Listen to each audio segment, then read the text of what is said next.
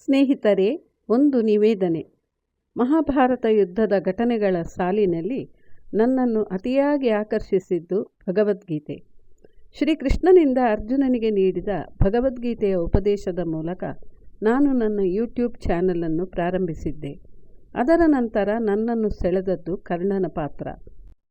ಕರ್ಣಪರ್ವ ಮತ್ತು ಶಲ್ಯಪರ್ವದ ಮೂಲಕ ಮಹಾಭಾರತ ಯುದ್ಧದ ಕೊನೆಯ ದಿನದ ತನಕದ ವಿವರಣೆಯನ್ನು ಒಳಗೊಂಡ ವಿಡಿಯೋಗಳನ್ನು ನಾನು ಇದುವರೆಗೆ ಮಾಡಿದ್ದೇನೆ. ಇಂದಿನಿಂದ ನಾನು ಮಹಾಭಾರತ ಯುದ್ಧದ ಪ್ರಾರಂಭದ ದಿನಗಳ ವಿವರಣೆಯನ್ನು ಮುಂಬರುವ ವಿಡಿಯೋಗಳಲ್ಲಿ ನೀಡಲಿದ್ದೇನೆ. ನಡುವೆ ಮಹಾಭಾರತದ ಉಪಕಥೆಗಳನ್ನು ಕೂಡ ಹಂತ ಹಂತವಾಗಿ ನೀಡಲಿದ್ದೇನೆ.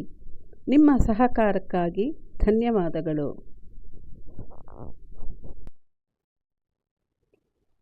ಕೌರವನಾಗಿದ್ದರೂ ಪಾಂಡವರ ಪಕ್ಷದಲ್ಲಿ ಯುದ್ಧ ಮಾಡಿದ ಯುಯುತ್ಸು. ಮಹಾಭಾರತ ಎಂಬುದೇ ಒಂದು ಮಹಾಕಾವ್ಯ. ಇದರ ಬಗ್ಗೆ, ಇಲ್ಲಿನ ಪಾತ್ರಗಳ ಬಗ್ಗೆ ಎಷ್ಟು ಹೇಳಿದರೂ ಸಾಲದು. ಮಹಾಭಾರತದಲ್ಲಿ ಕೌರವರು ಎಂದೊಡನೆ 100 ಜನ ಸಹೋದರರು ಹಾಗೂ ಒಬ್ಬ ಸಹೋದರಿ, ಅಂದರೆ ಒಟ್ಟು 101 ಜನ ಎಂಬುದು ಎಲ್ಲರಿಗೂ ತಿಳಿದಿದೆ. ಆದರೆ ಮಹಾಭಾರತದ ಕಥೆಯಲ್ಲಿ ಕೌರವರು ಒಟ್ಟು 102 ಜನ ಎಂದರೆ ಆಶ್ಚರ್ಯ ಉಂಟಾಗಬಹುದು. ಆದರೆ ಹೌದು, ಕೌರವರ ಹಿರಿಯ ದುರ್ಯೋಧನ ಎಂಬುದು ವಾಸ್ತವವೇ. ಆದರೂ ದುರ್ಯೋಧನನ ಮತ್ತು ಭೀಮಸೇನ ಹುಟ್ಟಿದ ದಿನವೇ ದಾಸಿಯ ಹೊಟ್ಟೆಯಲ್ಲಿ ಇನ್ನೊಬ್ಬ ಮಗ ಹುಟ್ಟಿದ. ಆ ಪಾತ್ರದ ಹೆಸರು ಯುಯುತ್ಸು. ಈತ ಕೂಡ ಧೃತರಾಷ್ಟ್ರನ ಮಗ. ಧೃತರಾಷ್ಟ್ರನ ಪತ್ನಿ ಗಾಂಧಾರಿಗೆ ಸಂತಾನವಾಗುವುದು ತಡವಾದಾಗ ಧೃತರಾಷ್ಟ್ರನು ದಾಸಿ ಸುಗಾದ ಅಥವಾ ಸುಗದಳನ್ನು ಸೇರಿದನು. ಅದರ ಪರಿಣಾಮವಾಗಿ ಹುಟ್ಟಿದ ಮಗನೇ ಯುಯುತ್ಸು. ಈತ ಗಾಂಧಾರಿಯ ಮಗನಲ್ಲದ ಕಾರಣದಿಂದಾಗಿ ಕೌರವರ ಸಂಖ್ಯೆಯು ಬಂದಾಗ ಯುಯುತ್ಸುವಿನ ಹೆಸರನ್ನು ಸೇರಿಸಿಲ್ಲ. ಯುಯುತ್ಸು ಕೌರವನೇ ಆದರೂ ಕುರುಕ್ಷೇತ್ರ ಮಹಾಸಂಗ್ರಾಮದಲ್ಲಿ ಪಾಂಡವರ ಪರವಾಗಿ ನಿಂತನು. ಯುಯುತ್ಸುವು ಕುರುಕ್ಷೇತ್ರ ಯುದ್ಧವು ಪ್ರಾರಂಭವಾಗುವುದಕ್ಕೆ ಮುಂಚೆಯೇ ಪಾಂಡವರ ಪಕ್ಷವನ್ನು ಸೇರಿಕೊಂಡನು.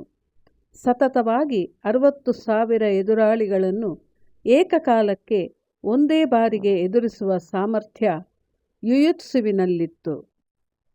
ಅವನು ಕೌರವರಲ್ಲಿ ಅತಿರಥನಾಗಿದ್ದನು.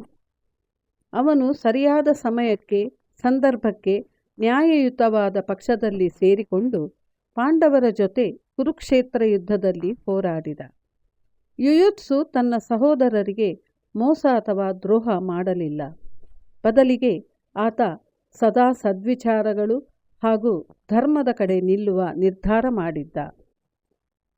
ಕುರುಕ್ಷೇತ್ರ ಸಂಗ್ರಾಮದಲ್ಲಿ ಧರ್ಮಾನುಸಾರ ಯಾರು ಯಾರ ಪರವಾಗಿ ಬೇಕಾದರೂ ನಿಲ್ಲಬಹುದು ಎಂದಾಗ ಕೌರವರಲ್ಲಿ ಹಲವರಿಗೆ ಮನಸ್ಸಿನಲ್ಲಿ ದುರ್ಯೋಧನ ಮಾಡುತ್ತಿರುವುದು ತಪ್ಪು ಎಂದು ತಿಳಿದರೂ ಬಂಧ, ಬಾಂಧವ್ಯ, ಪ್ರತಿಜ್ಞೆ ಹಾಗೂ ಸ್ನೇಹಕ್ಕೆ ಕಟ್ಟುಬಿದ್ದು ಮನಸ್ಸಾಕ್ಷಿಗೆ ವಿರುದ್ಧವಾಗಿ ದುರ್ಯೋಧನನ ಜೊತೆಗೆ ನಿಂತಾಗ ಯುಯುತ್ಸು ಮನಸ್ಸಿನ ಮಾತಿಗೆ ಅನುಸಾರವಾಗಿ ಪಾಂಡವರ ಪರ ಸೇರಿದ.